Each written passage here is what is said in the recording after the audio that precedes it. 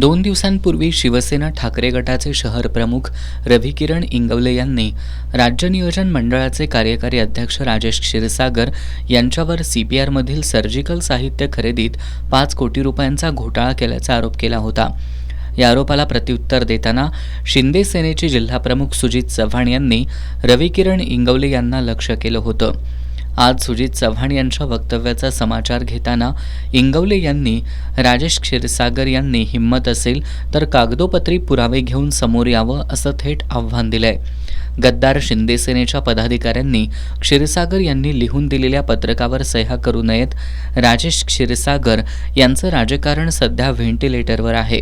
महाविकास आघाडीची सत्ता येताच त्यांचे घोटाळे उघड होतील आणि त्यांना बेड्या पडतील असं सांगून गद्दार क्षीरसागर हे परत निवडणुकीला उभे राहावेत आणि त्यांचा पराभव करण्याची संधी सर्वसामान्य शिवसैनिकाला मिळावी अशी आशा त्यांनी व्यक्त केली। सुजित चव्हाण गद्दार सेनेचे जिल्हा प्रमुख यांचं वक्तव्य म्हणजे दरोडेखोराला चोर सामील झाल्यासारखं वाटलं। ह्याचं कारण स्पष्ट करतो। मुळात मी राजेश क्षीरसागर यांना आव्हान केलं होतं की तुम्ही पत्रकार परिषद घ्या आणि तिथं तुम्ही कोल्हापूर वासियांना, कोल्हापूरच्या जनतेला सांगा की हा फ्रॉड नाही किंवा हे मी केलेलं नाही आणि मी त्याच ठिकाणी कागदपत्र घेऊन येतो आणि तुम्ही कसा फ्रॉड केला मी स्पष्ट दाखवले, एकदा आणखीन एकदा दाखवतो। पण हे माझे बिळात लपून बसलेले आहेत, हे बिळातून बाहेर यायच्या मनस्थितीत नाहीत।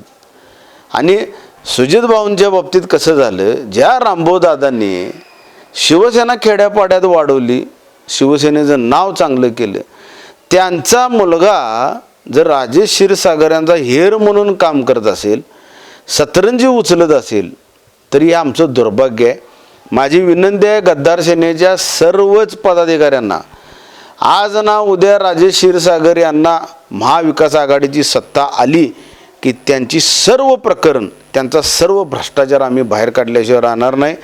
100% त्यांना बेड्या पडणार आहेत, कोणत्या ना कोणत्या तरी प्रकरणात ते सापडतीलच।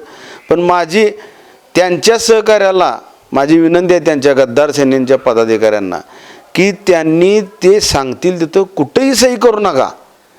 कारण हा माणूस तोपेच्या तोंडाला देऊन मी माझी 2 मुलं, माझा परिवार एवढ्यातच समाधानी असतो, यांना दुसऱ्याचं काही पडलेलं नाही, यांना निवडून यायचं नाही, हे निवडणूक लढवतील, 100% पडतील। राजेश क्षीरसागरांचं राजकारण सध्या व्हेंटिलेटरवर आहे। 2 महिन्यानंतर त्यांचं व्हेंटिलेटर काढलं की त्यांचं राजकारण संपलं, अशी परिस्थिती आहे।